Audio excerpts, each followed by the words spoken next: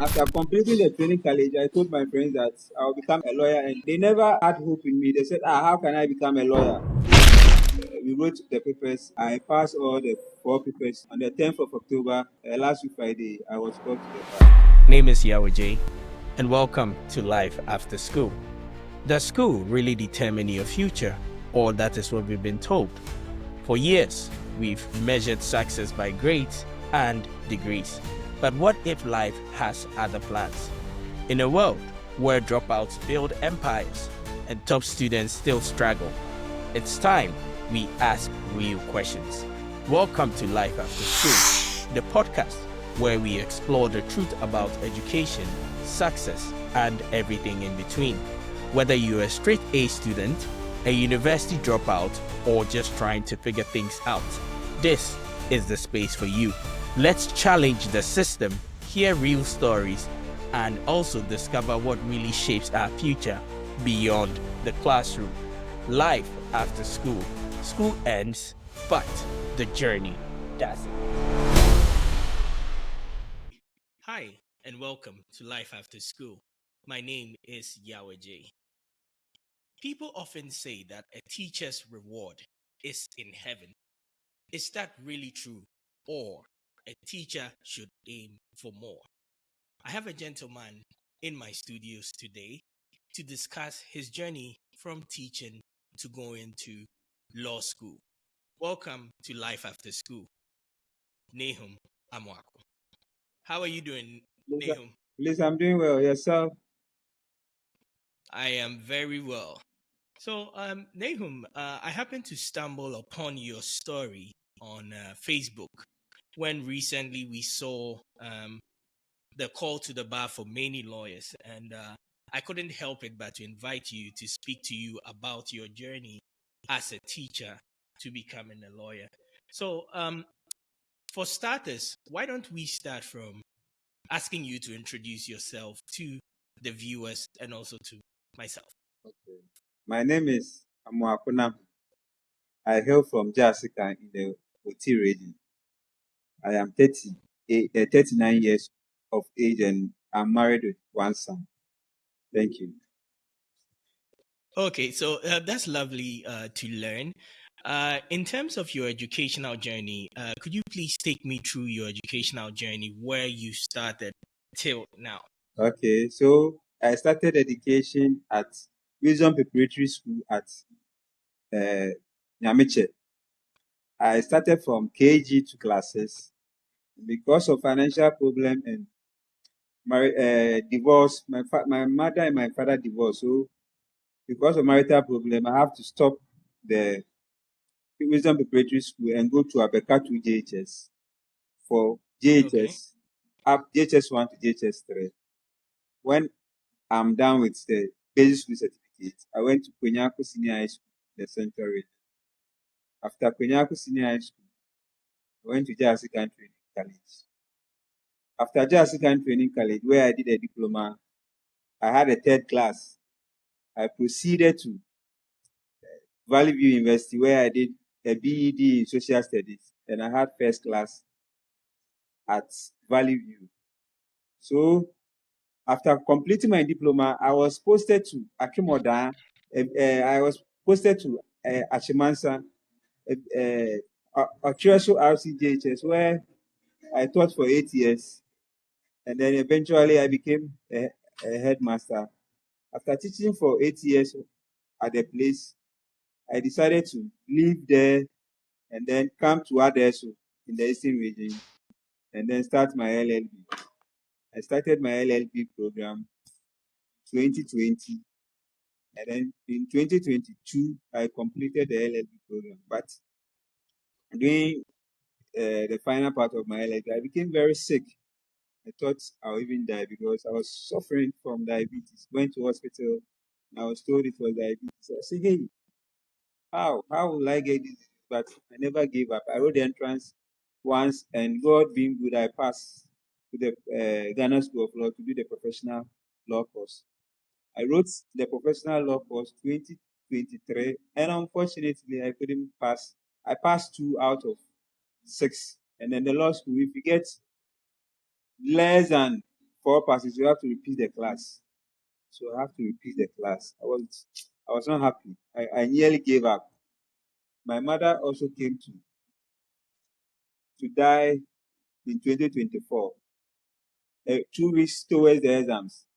But I never gave up. This time I wrote all the 6 papers, and God being so good, I passed all the 6 papers and proceeded to the final year.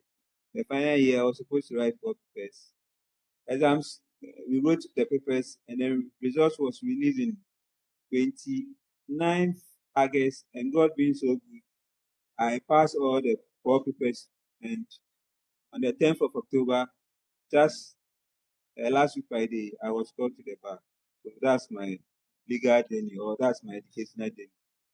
I don't know whether you have some So questions. I must say congratulations though on becoming a lawyer, and I think you have a laudable journey. Let's speak about you pursuing education as a degree.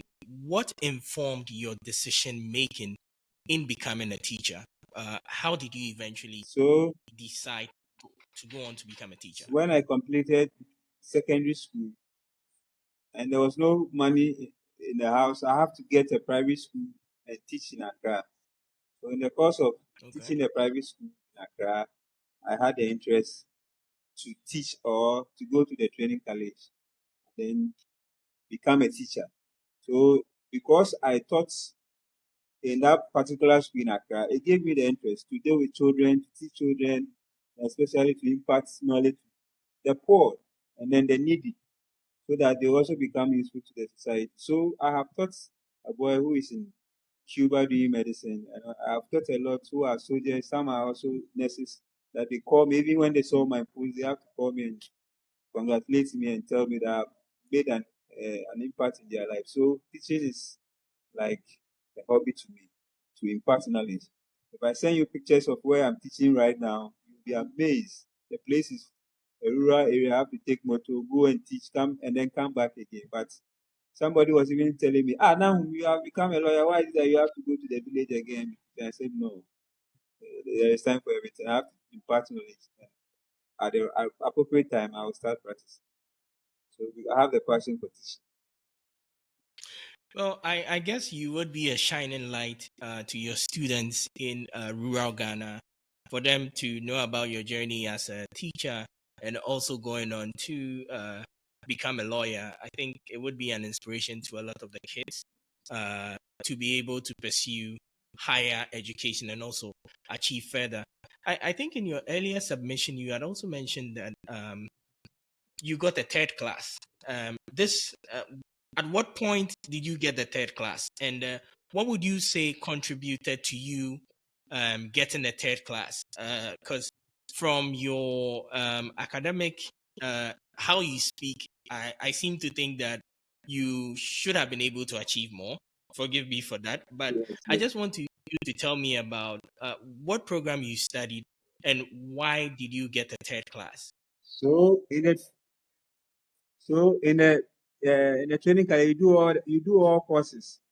But because I stayed in Accra all of my life and I have to move to Jessica to do a diploma in education, I went there and then the environment in the training college wasn't good for me because someone who have stayed in Accra for a long time, when you are in the training college, you have to wake up 4 o'clock, you have to read, you have to scrap, a lot of things. And even when I was going to the training college, emotionally I was down because my mother married another person, and that person, the treatment was so bad. So when I was going to training college, I wasn't happy. Even things to send to training college was a problem because I wasn't having the means. I went to the training college, the environment there wasn't good for me. It was hostile.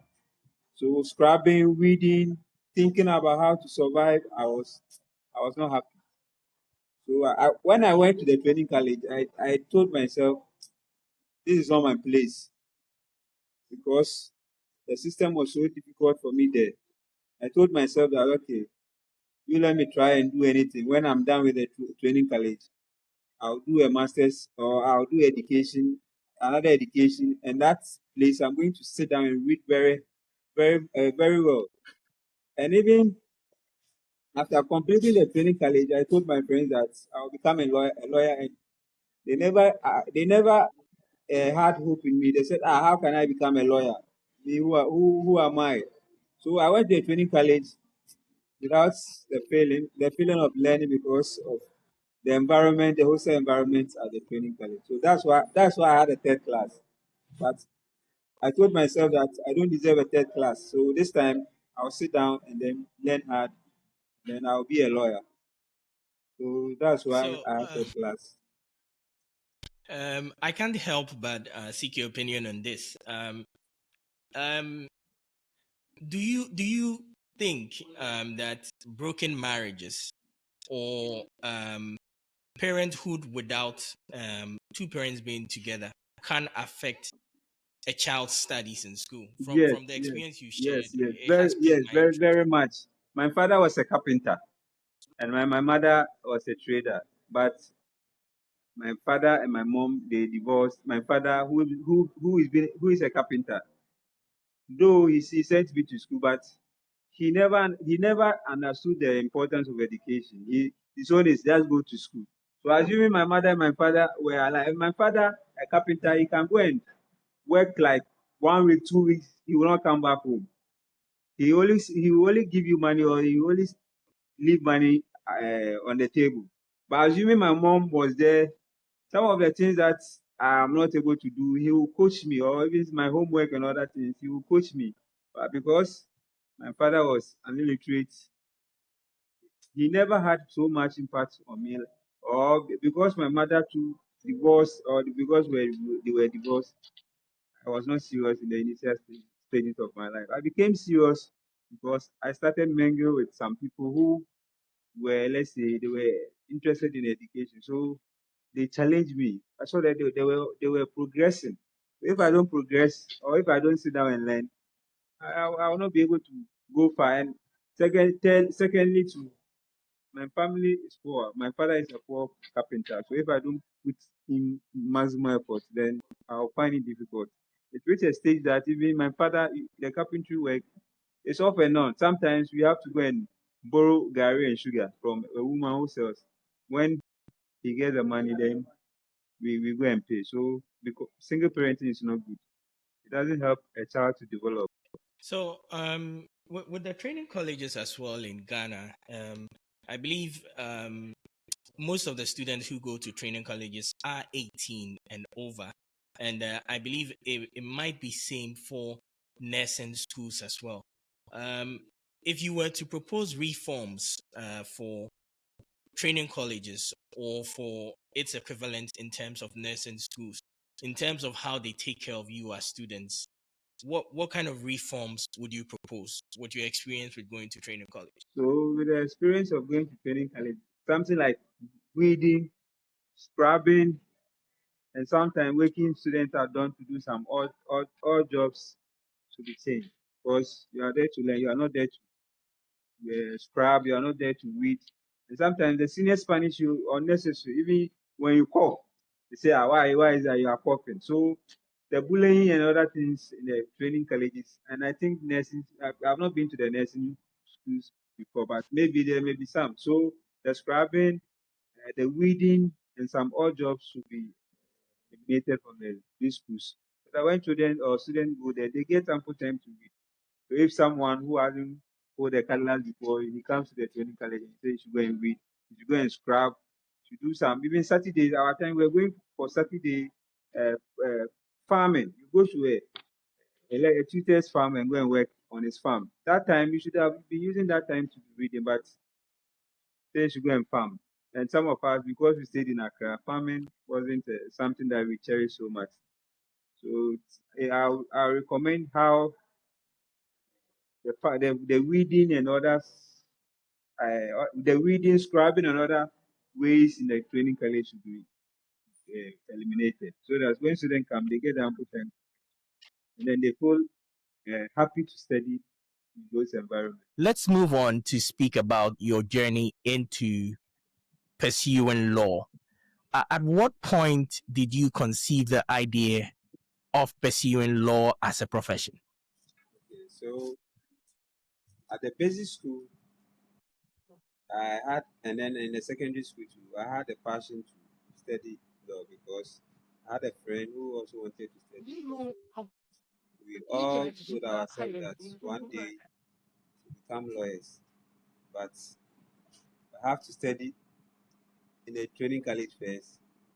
For because I had nobody to support me. My father being a carpenter, my mother being a trader, they don't have the means. So I told myself I'll be a teacher. After being a teacher for some time, I will pursue law and then become a lawyer. So after training college, I did a degree in social studies, had a good class, and then used the class to apply at Staff University, a private university at Dakuma. Mm-hmm. So after applying there and then getting my LLB, I sat for the entrance exams 2022. We were about 5,000 people who applied for the entrance. No, 3,000, sorry. We were 3,000 people who applied for the entrance. They took only 520. Fortunately, I was part of those who were selected to do the professional course at Makola. So I had a passion at the basic school and then at the secondary school. I had a passion to study. And then after the training college, I did a degree at Valley View. Used the degree certificate to apply for the LLB. Completed the LLB and then applied to the professional at Makola. So you speak about passion, right? To pursue law, but what is that end goal you were looking at? I know a lot of people say that lawyers go to school to eventually become African politicians. But for you, what was the end goal for pursuing law? My end goal is to help the poor, the needy, and those who don't have anybody to help them when it comes to issues of the courts or legal issues. Because I've seen that in this world, if you don't have anybody to speak for you or anybody to advocate for you, you will suffer. So as for me, my own is the passion is to help the poor, those who don't have it, because I'm also from a poor background, and then people have helped me in my legal journey. In my legal journey, when I passed the entrance, I was not having money to pay school fees. So one my lecturer at CAP, who knows that I am poor, so he told my friends that we were doing a banner so that they will solicit and get money for me to do the pay my first year at the professional level. So my lecturer saw it and said no, they should pull down the banner. So he gave me 5,000 to pay the fees. And I've saved 9,000. I added the 9,000 to pay the first year fee. So because of the passion to help the poor, people have helped me. So I wanted to do the law so that I also help the poor and then the needy. So that's an interesting goal to have, and may God help you with that. In terms of transitioning from academia, which is teaching, to go into law, how difficult would you say was the transition from moving from teaching to go to study law? In terms of finances, I know you've mentioned. In terms of even curriculum, how difficult was it for you to transition Because I from was coming from the education into going because into law? because I was coming from academia or from the teaching profession. You know that teachers we learn. So and law being a subject which is full of reading, I didn't find it so difficult switching from the academia to law. But the only problem was the financial problem. The law is very expensive. The books are very expensive, and even getting money to even buy a car and then even eating well was also a problem. It wasn't easy. So switching from academia to law to learning wasn't difficult, but the financial problems were the challenges. To get money to buy food, to buy books, a lot of books are expensive. To pay school fees, and other things, it wasn't easy. It was difficult financially. When I started, I wasn't having any money on me on bank, so I was saving. I was saving with the rural bank, so I have to switch quickly from the rural bank to commercial bank. The commercial bank gave me 10,000 CDs for like 3 years. So I started without having any money. I had to go and borrow from commercial bank to start the law degree. Then my small money or my small salaries also helped me to buy the books and then start. So switching from academia to law wasn't difficult, but it was only the financial burden which was a problem. So, would you say, aside the financial burden, was there any point in the journey where you felt like giving up, aside it being financial, a Yes, financial motivation to yes. give There up? were a lot of events that came in my way that I wanted to give up. One was that in 2022, when I completed the LLB, I had diabetes. I was growing so lean.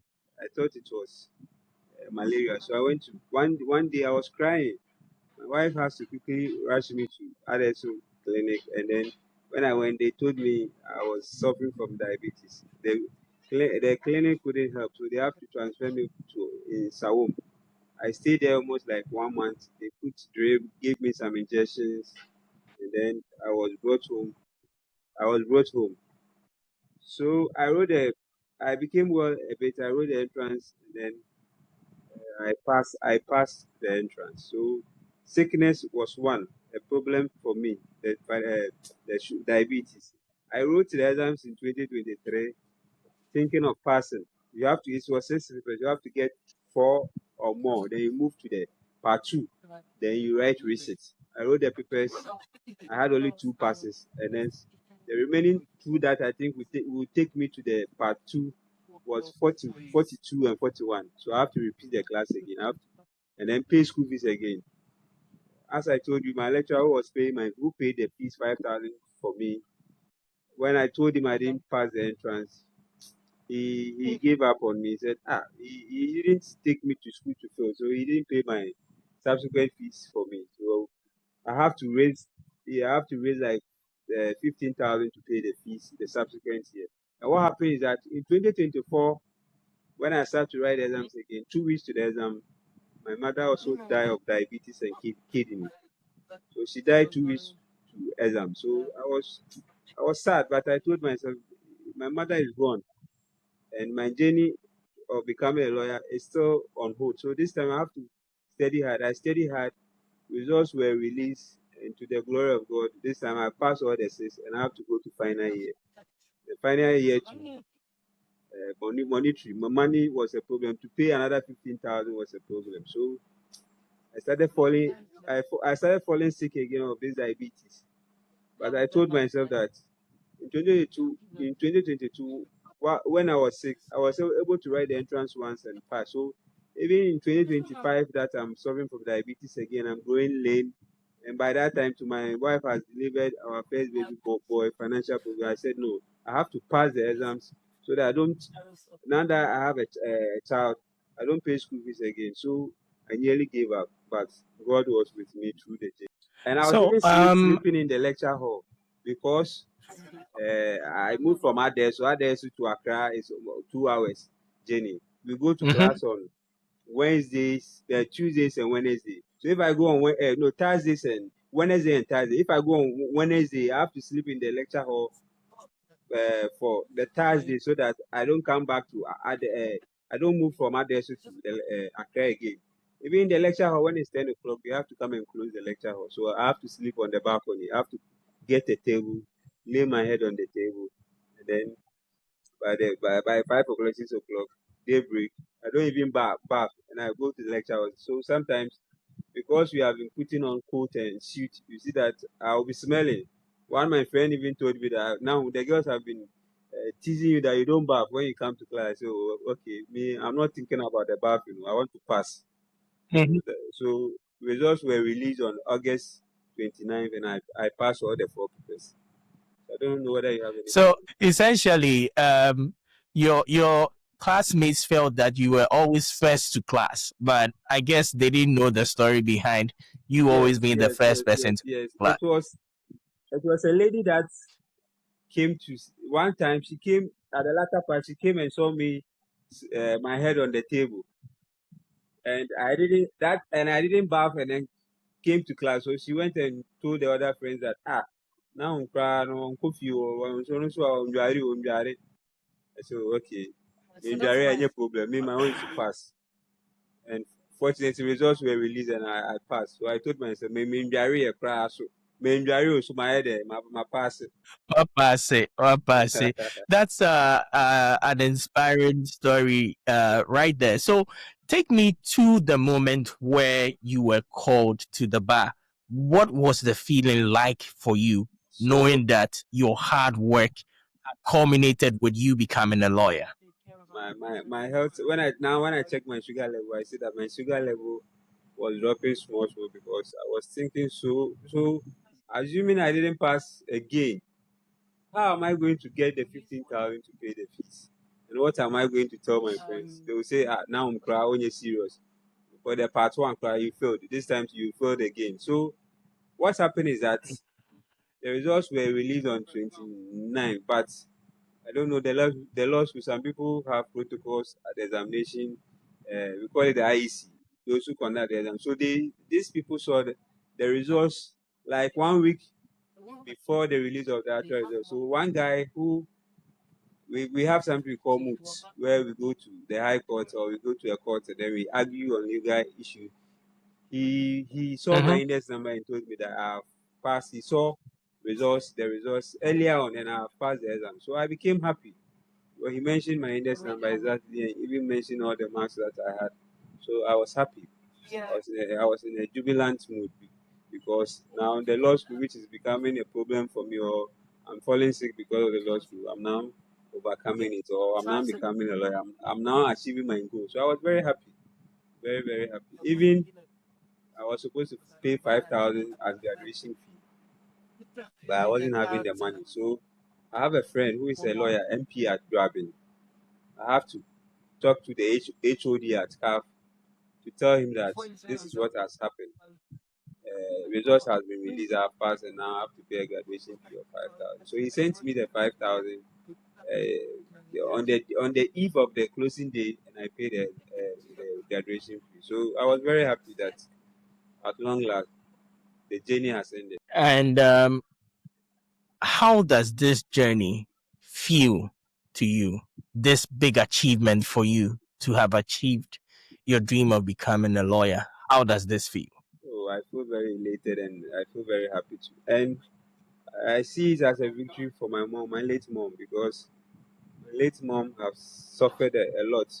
I'm only sad because she didn't wait to see what I have become. Even my sisters were all saying that, oh, now you've done well, but our mother couldn't live long to see what I've become. So I'm very happy that I've become a lawyer. I'm very humbled too because the journey hasn't been easy. It's been a very difficult journey, but I'm humbled.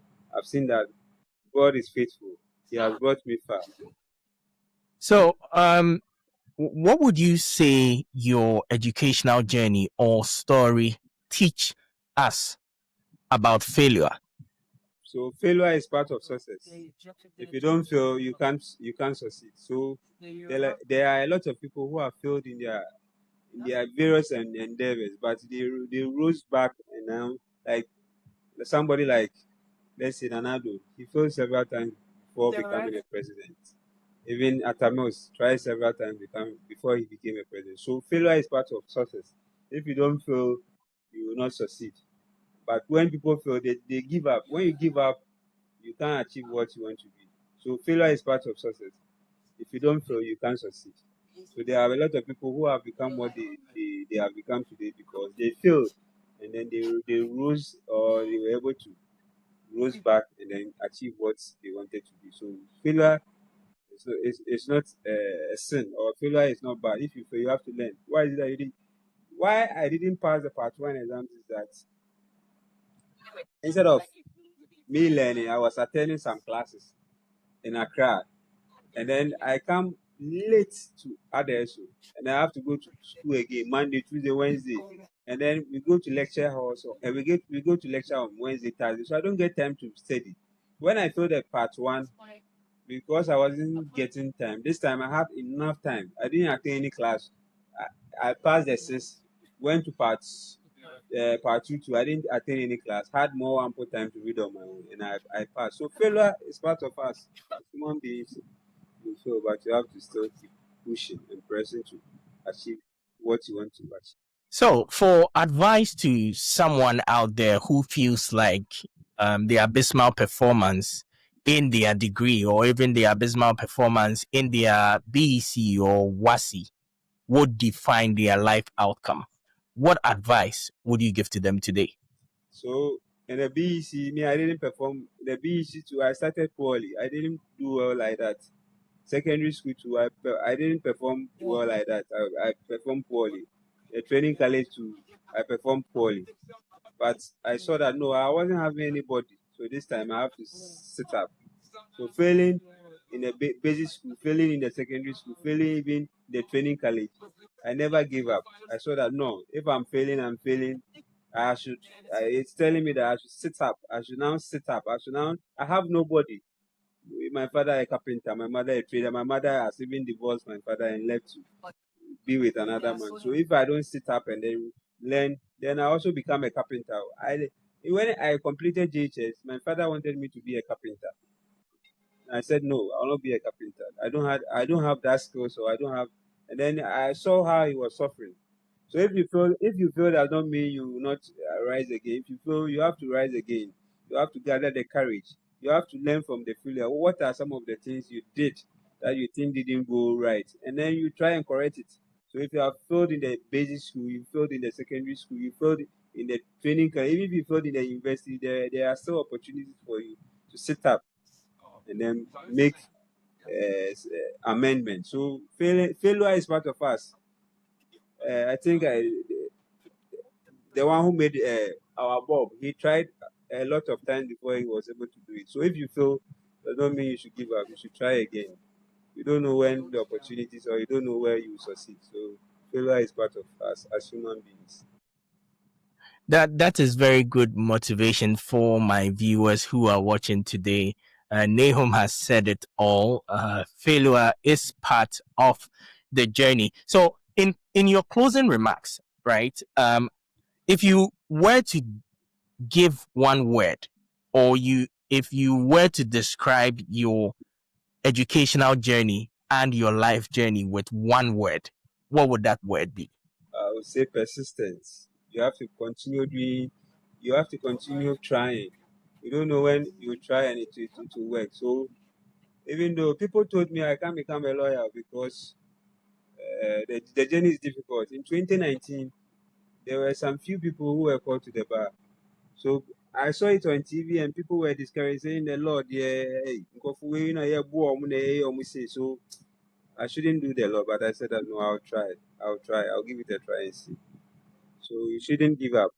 If you want to do something, by all means, you get people who discourage you. People will say a lot of things, but you have to continue.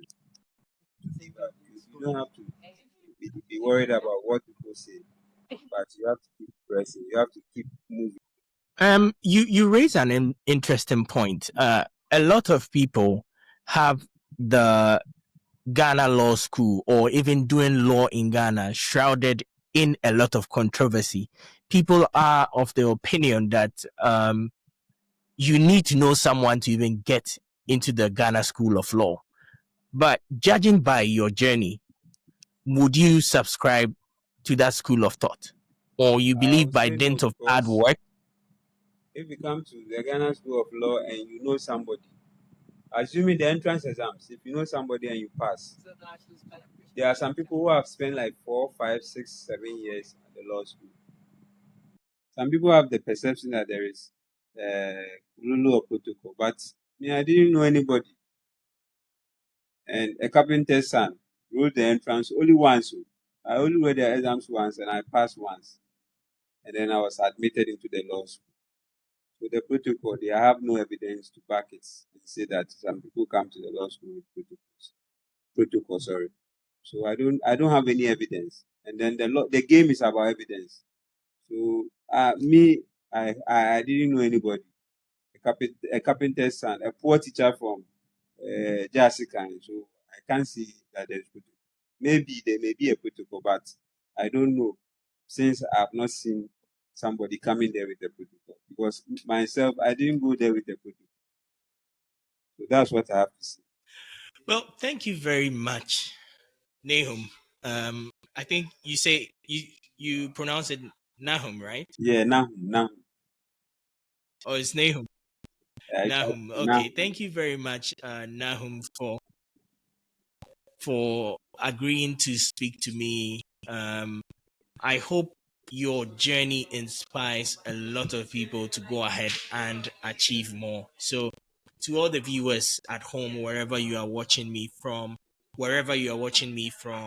whichever country you are watching me from, be it from your kitchen, be it from your living room, or watching from your bed, or even taking break off school to watch this interview, go to the world and believe that the world is your oyster. Thank you. Thank you, sir.